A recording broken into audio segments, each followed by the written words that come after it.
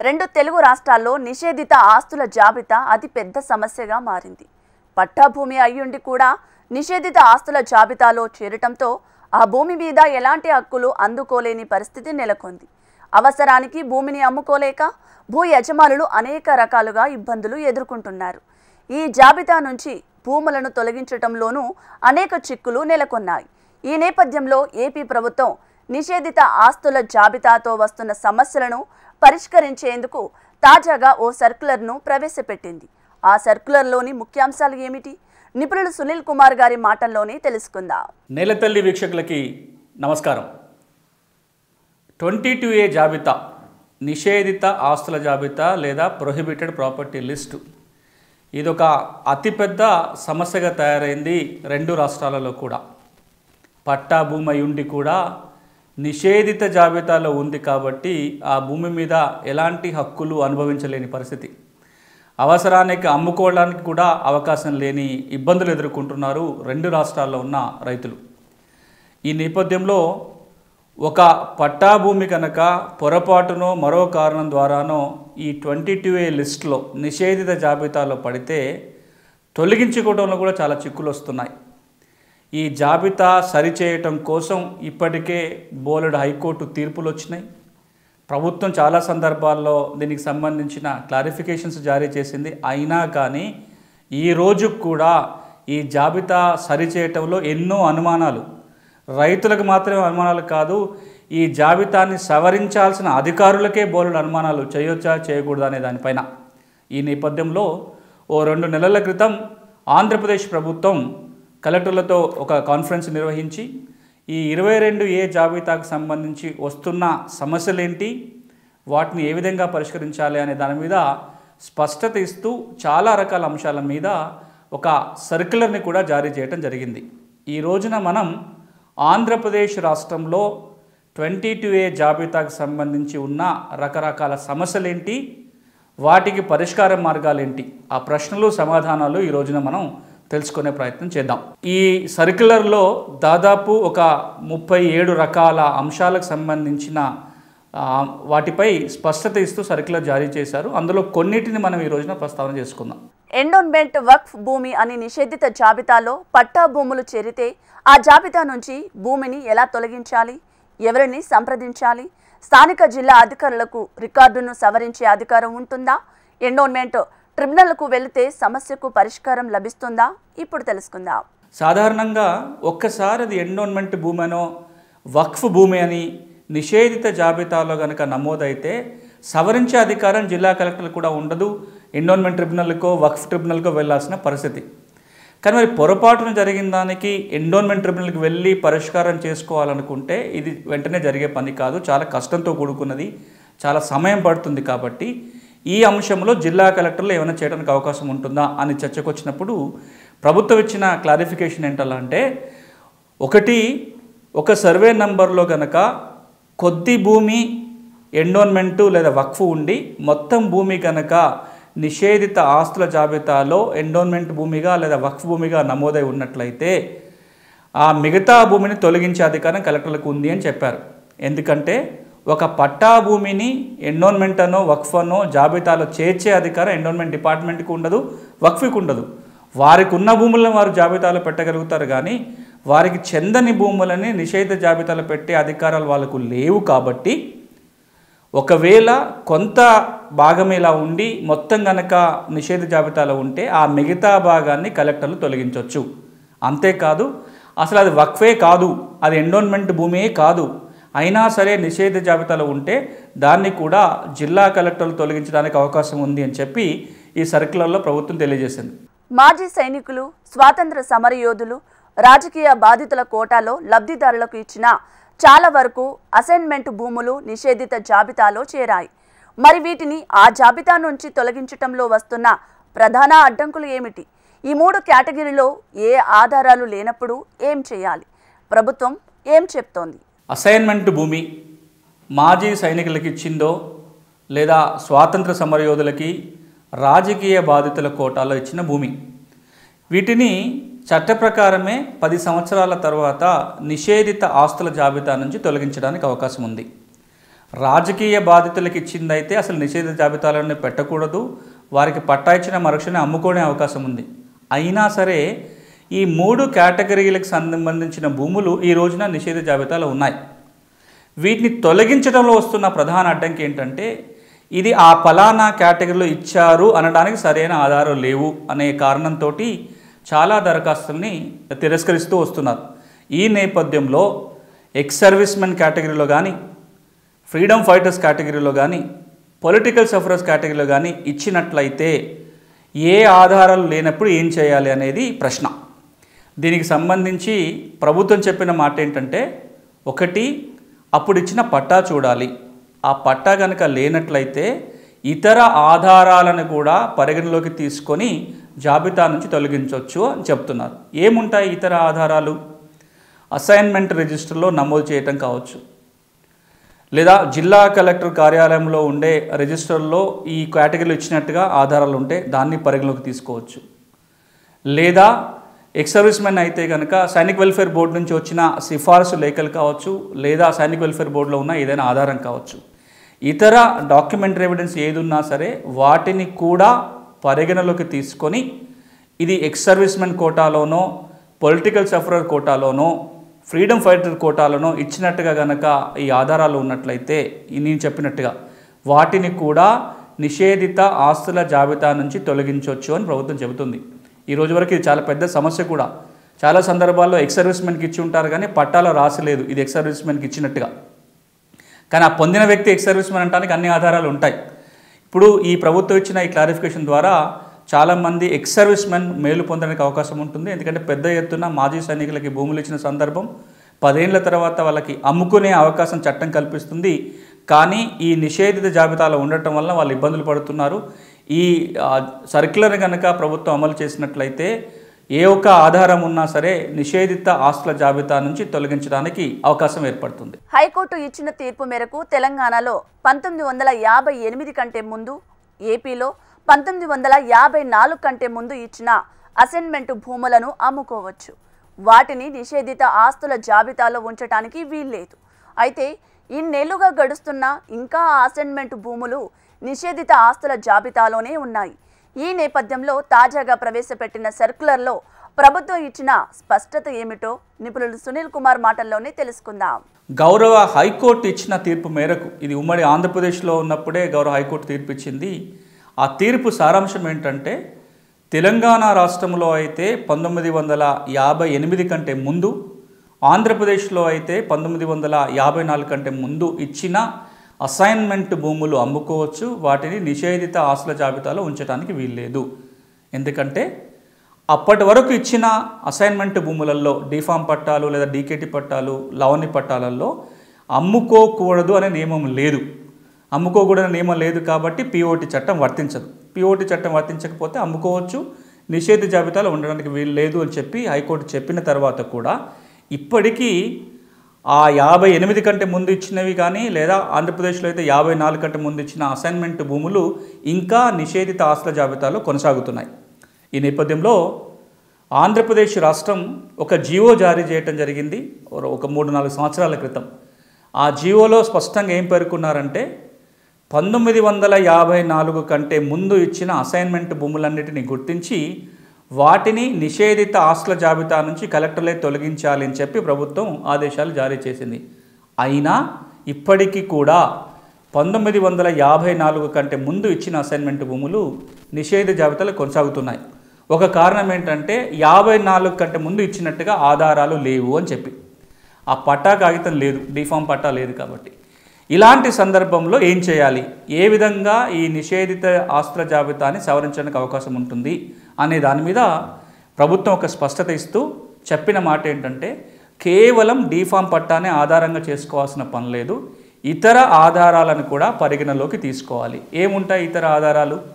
Assignment register కావచ్చు, పాత అడంగల్లో నమోదు కావచ్చు, అమ్మకాలు కొనుగోలు జరిగి ఉంటే సబ్ రిజిస్ట్రార్ కార్యాలయంలో ఉండే ROH కావచ్చు, అసైన్మెంట్ చేసినప్పుడు జరిగిన సబ్ డివిజన్ రికార్డు ఏదైనా ఉన్నట్లయితే ఆ రికార్డు కావచ్చు, RSR కావచ్చు. ఈ ఇతర రికార్డుల ఆధారంగా కూడా 1954 కంటే ముందు అసైన్మెంట్ చేసినట్టుగా ఆధారం దొరికినట్లయితే వాటిని కూడా నిషేధిత ఆస్తుల జాబితా నుంచి తొలగించవచ్చు అని చెప్పి ప్రభుత్వం ఈ క్లారిఫికేషన్లో చెప్పడం జరిగింది. నిషేధిత ఆస్తుల జాబితా ఒక్కో దగ్గర ఒక్కోలా ఉంది. అందుకని జిల్లా కలెక్టర్లు కొత్త జాబితా పంపుతున్నప్పుడే పాత జాబితాను తొలగిస్తున్నట్లు తెలియచేయాలి. ఏ జాబితా అయితే ఫైనల్ లిస్ట్ అని పేర్కొంటారో అది ప్రజలకు అందుబాటులో ఉండాలని సర్కార్ సర్క్యులర్లో పేర్కొంది. ఇక మరొక సమస్య నిషేధిత ఆస్తుల జాబితాకి సంబంధించి ఈ జాబితా ఒకటి కాదు, రకరకాల జాబితాలు ఉన్నాయి. జిల్లా కలెక్టరేట్లో ఒక జాబితా ఉంటుంది, తహసీల్దార్ కార్యాలయంలో ఒక జాబితా, సబ్ రిజిస్ట్రార్ కార్యాలయంలోనే 4-5 రకాల జాబితాలు లిస్టులు ఉన్నాయి. ఏది అంతిమమైన లిస్టు? ఒక సర్వే నెంబర్ ఒక లిస్టులో ఉంటుంది, ఇంకో సర్వే నెంబర్ ఇంకో లిస్టులో లేదు. దేన్ని మనం ఫైనల్గా తీసుకోవాలనే ఒక గందరగోళం అయితే నెలకొని ఉంది. ఇలాంటి సమస్యకి ఏం చేయాలి అనే దానిపైన ప్రభుత్వం స్పష్టత ఇస్తూ, ఒకటి, జిల్లా కలెక్టర్లు ఎప్పుడైనా ఒక కొత్త జాబితా పంపుతున్నప్పుడు అందులోనే రాయాలి పాత జాబితాలన్నీ రద్దవుతున్నట్టుగా. ఇక రెండవది, ఇప్పటికే కనుక 4-5 జాబితాలు ఉండి దాని గందరగోళం ఉన్నట్లయితే జిల్లా కలెక్టర్ ఒక ఆదేశం ఇవ్వాలి, ఒక ఫైనల్ లిస్ట్ పంపిస్తూ ఏ జాబితాన్ని కన్సిడర్ చేయాలో అనే దాని మీద కలెక్టర్లే ఆదేశాలు ఇవ్వాల్సి ఉంటుందని ప్రభుత్వం చెప్పింది. ఇది చాలా కీలకమైన అంశం కూడా. వీలైనంత తొందరగా జిల్లా కలెక్టర్లు ఈ పని జరగాలి. అంతేకాదు, గౌరవ హైకోర్టు ఆదేశాల మేరకు ఏ జాబితా అయితే ఫైనల్ లిస్ట్ అంటామో అది ప్రజలకు అందుబాటులో ఉండాలి. ఈ రోజున ఆంధ్రప్రదేశ్ రాష్ట్రంలో నిషేధిత ఆస్తుల జాబితా రిజిస్ట్రేషన్ డిపార్ట్మెంట్ వెబ్సైట్లో కనపడుతుంది. ఆ వెబ్సైట్లో ఉన్న లిస్టుని అంతిమంగా పరిగణించాలి తప్ప ఇతర జాబితాల ఆధారంగా ఈ రిజిస్ట్రేషన్ తిరస్కరించడం కావచ్చు, ఇతరత్రా చేయకూడదు. తెలంగాణలో కూడా ఇదే సమస్య. నిషేధిత ఆస్తుల జాబితా రిజిస్ట్రేషన్ శాఖ వారి వెబ్సైట్లో ఒకలాగుంది, ధరణి పోర్టల్లో ఇంకొక నిషేధ జాబితా ఉంది, రెవెన్యూ కార్యాలయంలో మరొక జాబితా ఉంది. కాబట్టి తెలంగాణలో కూడా ప్రభుత్వం ఇలాంటి ఆదేశాలు ఇస్తే బాగుంటుంది. ఏదైతే ఫైనల్ లిస్ట్ ఉంటుందో ఆ ఫైనల్ లిస్ట్ని వెబ్సైట్లో ప్రజలకు అందుబాటులో ఉంచాలి. అందుబాటులో ఉన్న లిస్టే ఫైనల్గా పరిగణించాల్సి ఉంటుంది. అసలు పట్టా భూములు నిషేధిత ఆస్తుల జాబితాలో చేరడానికి గల కారణాలు ఏమిటి? ఒకే సర్వే నెంబర్లో కొంత పట్టా భూమి ఉంది, ఇంకొంత వేరే భూమి ఉండటం వల్లే ఈ సమస్య నెలకొంటుందా? దీనిని పరిష్కరించుకోవటం ఎలా? ప్రభుత్వం ఏం చెబుతోంది? ఇప్పుడు తెలుసుకుందాం. కొన్ని సందర్భాలలో పట్టా భూములు కాస్త డీకేటీ భూములు లేదా అసైన్మెంట్ భూములుగా రికార్డులో నమోదైనాయి. కొన్ని సందర్భాలలో కేవలం అడంగల్లో లేదా 1Bలో మాత్రమే ఇవి తప్పుగా పట్టా భూమి కాస్త డీకేటీగా నమోదైంది.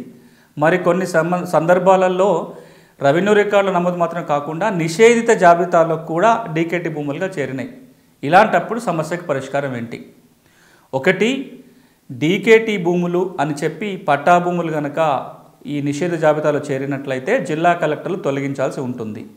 ఇక ఇది నిషేధిత జాబితాలో రాలేదు, కేవలం అడంగల్లోనే పట్టా భూమి కాస్త డీకేటీగా నమోదై ఉన్నట్లయితే వెబ్లాండ్లోనే సవరణ చేయాల్సి ఉంటుంది. ఆ మేరకు ఒక కొత్త వెసులుబాటుని కలెక్టర్లకు ఇవ్వాలి అని చెప్పి ప్రభుత్వం ఆదేశాలు ఇచ్చింది. జిల్లా కలెక్టర్లే ఆ సవరణ చేయాల్సి ఉంటుంది. నిషేధిత ఆస్తుల జాబితాలో రకరకాల కేటగిరీలు ఉంటాయి. అసైన్మెంట్ భూములని, ప్రభుత్వ భూములని, సీలింగ్ మిగిలి భూములని, ఎండోన్మెంట్ వక్ భూములు, ఇట్లా రకరకాలుగా ఒక 5 కేటగిరీల్లో నమోదు చేస్తూ ఉంటారు. ఈ జాబితా తయారైనప్పుడు చాలా వరకు పట్టా భూములు నిషేధిత ఆస్తుల జాబితా రావడానికి కారణం ఏంటంటే ఒకే సర్వే నెంబర్లో కొంత పట్టా భూమి ఉండి ఇంకొంత వేరే రకమైన భూమి ఉండటం. కొంత పట్టా భూమి ఉంది, మిగతాది అసైన్మెంట్ భూమి, ఎండోన్మెంటో, వక్ఫో, సీలింగో, ఇంకేదో రకమైన అమ్మకూడని భూములు ఉన్నప్పుడు మొత్తం సర్వే నంబరు ఈ నిషేధిత ఆస్తుల జాబితాలో వచ్చింది.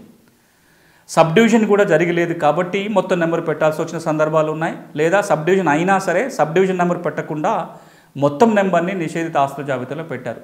ఇలాంటి సమస్యలకి పరిష్కారం ఏమిటి? దానికి ఇప్పుడు ప్రభుత్వం చెప్తున్న మాట ఏంటంటే, ఒకటి, కొంత భూమి నిషేధ జాబితాలో పెట్టాల్సి ఉండి మొత్తం భూమి కనుక నిషేధ జాబితాలో చేరి ఉన్నట్లయితే ముందు సబ్ డివిజన్ చేసి ఈ పట్టా భూములో ఉన్న సబ్ డివిజన్ నంబర్స్ని నిషేధిత ఆస్తుల జాబితా నుంచి తొలగించాలి. ఇక రెండవది, ఇప్పుడు ఎలాగో ఆంధ్రప్రదేశ్ ప్రభుత్వం రీసర్వే చేస్తుంది కాబట్టి రీసర్వే చేసినప్పుడు తప్పకుండా వీటిని సబ్ డివిజన్ చేసి కేవలము నిషేధిత ఆస్తుల జాబితాలో ఉండాల్సిన భూమిని మాత్రమే ఉంచి పట్టా భూమిని జాబితా నుంచి తొలగించాలి అని చెప్పి ప్రభుత్వం ఆదేశాలు ఇవ్వటం జరిగింది. మరొక సమస్య, మాజీ సైనికులకి కానీ స్వాతంత్ర సమరయోధులకు కానీ ప్రభుత్వం అసైన్మెంట్ చేస్తే 10 సంవత్సరాల తర్వాత అమ్ముకోవచ్చు అని ప్రభుత్వమే చెబుతుంది. అంతేకాదు 10 సంవత్సరాలు గడిచిన తర్వాత ఎలాంటి ఎన్ఓసి తీసుకోవాల్సిన అవసరం లేదు అని చెప్పి గౌరవ హైకోర్టు పలు సందర్భాల్లో తీర్పు ఇవ్వడం జరిగింది. అయినా సరే ఇవి నిషేధిత ఆస్తుల జాబితాలో కొనసాగుతూనే ఉన్నాయి.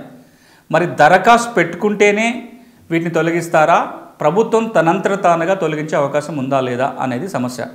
దీని మీద కూడా ప్రభుత్వం ఇచ్చిన స్పష్టత ఏంటంటే 10 సంవత్సరాల కాలం గడిచిన తర్వాత మాజీ సైనికులకి కానీ స్వాతంత్ర సమరయోధులకు కానీ పట్టా ఇచ్చి 10 సంవత్సరాలు గడిచిన తర్వాత జిల్లా కలెక్టర్లే సుమోటోగా తమంతట తాముగా ఆ భూములని నిషేధిత ఆస్తుల జాబితా నుంచి తొలగించాలి. దానికోసం మళ్ళీ సీసీఎల్ఏకి దీన్ని రిఫర్ చేయాల్సిన అవసరం లేకుండానే కలెక్టర్ల స్థాయిలోనే 10 ఏళ్ళు గడిచిపోయిన ఈ పట్టా అసైన్మెంట్ భూములన్నిటిని కూడా నిషేధిత ఆస్తుల జాబితాల నుంచి తొలగించవచ్చు. భూసేకరణ కింద ఒక సర్వే నెంబర్లో కొంత భూమి పోతే ఆ మొత్తం సర్వే నెంబర్ని నిషేధిత జాబితాలో పెట్టారు. ఇప్పుడు అది తొలగించాలి అంటే కనుక ఎప్పుడో భూసేకరణ కింద పోయిన ఆ భూమికి సంబంధించిన అవార్డు కాపీ ఉంటే తప్ప తొలగించలేని పరిస్థితి. కొన్ని సందర్భాల్లో రోడ్ల కోసమో రైల్వే లైన్ల కోసమో భూసేకరణ చేసినప్పుడు మరీ ఎక్కువ ఇబ్బంది. చాలా కొద్ది భూమి మాత్రమే ఆ సర్వే నెంబర్లో పోయి ఉంటుంది, రోడ్డు కోసమో రైల్వే లైన్ కోసమో. మిగతా భూమి అంతా ఇప్పుడు నిషేధ జాబితాలో ఉంది. దాని అవార్డు కాపీ ఉండాలి. ఆ సబ్ డివిజన్ జరిగితే తప్ప ఇది నిషేధ జాబితాల నుంచి తొలగించడానికి వీల్లేదు. చాలా వరకు అట్లా పెండింగ్లో పడిపోయినాయి. ప్రభుత్వ ఆదేశం ఏంటంటే దీంట్లో ఈ సర్క్యులర్ ప్రకారము జిల్లా కలెక్టర్లే ఎక్కడెక్కడైతే ఈ ల్యాండ్ ఎక్విజిషన్ జరిగిందో సబ్ డివిజన్ చేసి భూమిని ఎంత భూమి అయితే సేకరించారో దాన్ని మాత్రమే నిషేధిత జాబితాలో ఉంచు, మిగతా భూమిని తొలగించాలి అని చెప్పి ఆదేశాలు. ఎట్లాగూ రీసర్వే జరుగుతుంది కాబట్టి రీసర్వే జరిగినప్పుడన్నా ఈ పని జరగాలి అని. ఇది గనక వెంటనే అమలు జరిగితే చాలా ఎక్కువ మంది రైతాంగానికి ఈ నిషేధిత ఆస్తుల జాబితా సమస్య తీరడానికి ఇది ఉపయోగపడుతుంది. చుక్కల భూములు, గ్రామం కంట భూములకు సంబంధించి ఈ సర్క్యులర్లో పేర్కొన్న అంశాలేమిటో తెలుసుకుందాం. మరొక సమస్య చుక్కల భూములకు సంబంధించి. చుక్కల భూమిగా రికార్డులో నమోదై ఉంది. దాన్ని క్రమబద్ధీకరణ చేయించుకోవటం కోసం 2017లో వచ్చిన చుక్కల భూముల చట్టం కింద దరఖాస్తు పెట్టినప్పుడు 12 సంవత్సరాలు ఆ భూమి అనుభవంలో ఉంటేనే క్రమబద్ధీకరణ చేయడానికి అవకాశం ఉంది. ఈ 12 సంవత్సరాలు వారి అనుభవంలో ఉంది అనే ఆధారాలు చూపించలేకపోవటం వలన చాలా దరఖాస్తు తిరస్కరిస్తున్నారు. ఒకటి కంటే ఎక్కువ ఆధారాలు అడుగుతున్న సందర్భంలో ఏ ఆధారాలు ఉంటే 12 ఏళ్ళు ఆ భూమి అనుభవంలో ఉన్నట్టుగా పరిగణించాలనే దాని మీద ప్రభుత్వం ఒక క్లారిఫికేషన్ ఇవ్వటం జరిగింది. 12 సంవత్సరాలు అనుభవిస్తున్నట్టుగా ఆధారం కావాలి అంటే చుక్కల భూమిలో చట్టంలో చెప్పినట్టుగా ఏదైనా ఒక్క ఆధారాన్ని చూపిస్తే చాలు. ఆ చట్టంలో ఉన్న అన్ని ఆధారాలని జత చేయాల్సిన పని లేదు. ఏ ఆధారాలు ఉండొచ్చు? 1బిలో నమోదై ఉండొచ్చు, అడంగల్లో నమోదై ఉండొచ్చు, లేదా అమ్మకాలు కొనుగోలు జరిగినట్టుగా సబ్ రిజిస్ట్రార్ కార్యాలయంలో ఉన్న ROHలో నమోదై ఉండొచ్చు, వాళ్ళ చేతిలో ఏవైనా రిజిస్టర్డ్ దస్తావేజులు ఉండొచ్చు. ఈ ఆధారాల్లో ఏ ఒక్క ఆధారాన్ని ఈ దరఖాస్తుతో పాటు ఉంచినా సరే దానిని పరిగణలోకి తీసుకొని స్థానిక విచారణ ఆధారంగా చుక్కల భూములని క్రమబద్ధీకరించవచ్చు అని చెప్పి ప్రభుత్వం ఈ సర్క్యులర్ ద్వారా ఒక స్పష్టత ఇవ్వడం జరిగింది. గ్రామ కంఠం భూములకు సంబంధించిన సమస్య.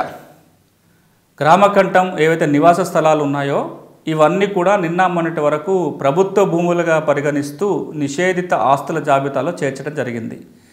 ఇళ్ల స్థలాలు ఉన్న వాళ్ళు ఎవరైతే గ్రామాలలో ఇళ్ల స్థలాలు ఉన్న వాళ్ళు అమ్మకాలు కొనుగోలు చేయడానికి ఇది ఒక పెద్ద ఇబ్బంది, అడ్డంకిగా మారింది. ఈ సమస్యని పరిష్కరిస్తూ గౌరవ హైకోర్టు కొన్ని తీర్పులు ఇవ్వడం జరిగింది. అదేవిధంగా ప్రభుత్వం కూడా జీవోలు జారీ చేసింది, గ్రామ కంఠం భూములని నిషేధ జాబితాలో ఉంచొద్దు అని చెప్పి. మరొక మారు ఈ సర్క్యులర్ ద్వారా ప్రభుత్వం ఇచ్చిన స్పష్టత ఏంటంటే గ్రామ కంఠాలను నిషేధిత ఆస్తుల జాబితాలో ఉంచొద్దు, పూర్తిగా తొలగించాలి. ఒకవేళ ఆ గ్రామంలో ఏమైనా ఖాళీ స్థలాలు ఉండి వాటిని గ్రామ పంచాయతీతో లేదా మున్సిపాలిటీకి చెందిన భూములుగా పరిగణిస్తూ ఉన్నట్లయితే గ్రామ పంచాయతీ కానీ మున్సిపాలిటీ కానీ పెట్టిన ఒక దరఖాస్తు మేరకు ఆ కొద్ది ఖాళీ స్థలాలను మాత్రమే నిషేధిత ఆస్తుల జాబితాలో ఉంచాలే తప్ప మొత్తంగా గ్రామ కంఠాన్ని నిషేధిత ఆస్తుల జాబితాలో ఉంచడానికి వీల్లేదు. ఒకవేళ ఉన్నట్లయితే వాటిని తొలగించాల్సి ఉంటుంది. భూములకు సంబంధించి రైతులు అడిగిన కొన్ని కీలకమైన ప్రశ్నలకు నిపుణులు సునీల్ కుమార్ గారి సమాధానాలను ఇప్పుడు తెలుసుకుందాం. మొదటి ప్రశ్న, నాగర్ కర్నూలు జిల్లా తెలంగాణ నుంచి రాస్తున్నారు భాస్కర్. మేము ఎస్సీ కులానికి చెందిన వాళ్ళము, 3 అన్నదమ్ములము. మా అమ్మకు 1 ఎకరం అసైన్మెంట్ పట్టా కలదు. దాన్ని ఆనుకొని మరొక 3 ఎకరాల 8 గుంటల ప్రభుత్వ భూమిని మేము అనుభవిస్తున్నాం. 40 ఏళ్ళుగా మా అనుభవంలో ఉంది. పట్టా కోసం దరఖాస్తు చేసుకున్నాం, కానీ ఇప్పటిదాకా పట్టా రాలేదు. పరిష్కారం ఎట్లా అని అడుగుతున్నారు. ముందుగా చట్టం ఏమంటుందంటే, మీరు కనుక భూమి లేని కుటుంబం ఉండి బీపీఎల్ ఫ్యామిలీ అయి ఉంటే, పేద కుటుంబం అయి ఉండాలి. 2 కండిషన్స్. అంటే బీపీఎల్ అయి ఉండాలి, భూమి లేని కుటుంబం అయి ఉండాలి. భూమి లేకపోవటం అంటే పూర్తిగా లేకపోవటం కాదు, అసలు లేకపోయి ఉండన్నా ఉండాలి, లేదా 5 ఎకరాల లోపల ఉండాలి. డ్రై ల్యాండ్ అయితేనేమో 5 ఎకరాల వరకు ఉండొచ్చు, వెట్ ల్యాండ్ అయితే 2.5 acres వరకు ఉండొచ్చు. 1 acre of wet land equal to 2 acres of dry land. ఇప్పుడు మీకున్నది ఆ ఎకరం భూమి అంటున్నారు కాబట్టి, మిగతా 3 ఎకరాలు మీ అనుభవంలో ఉంది కాబట్టి మీరు ఆ ప్రభుత్వ భూమికి పట్టా పొందడానికి అర్హులు. దాంతోపాటుగా ఎవరైతే ప్రభుత్వ భూమిని అనుభవిస్తూ ఉంటారో వాళ్ళకే మొదటి ప్రాధాన్యత ఇవ్వాలి. శివాయ జమదారులు అంటాము, వాళ్ళకి ముందు ప్రాధాన్యత ఇవ్వాలి పట్టా ఇవ్వడానికి.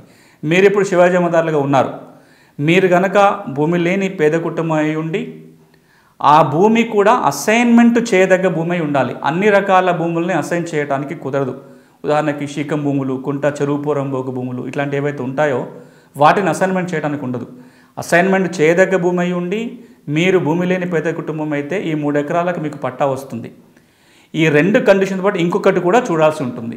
మీరు ఏదైతే ఈ 3 ఎకరాలు అంటున్నారో మండల్ హెడ్ క్వార్టర్కి ఎంత దూరంలో ఉంది?